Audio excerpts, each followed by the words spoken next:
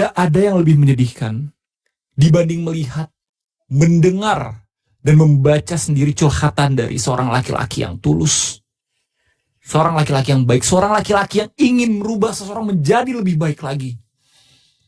Karena ketika seorang laki-laki merasakan rasa sakit yang dalam, dihianati, dicaci maki, dirusak, maka secara tidak langsung laki-laki di sekitarnya pun akan merasakannya. Pepatah internet tadi mengatakan, ketika ada seorang laki-laki yang sakit, maka laki-laki di sekitarnya pun akan merasakannya juga.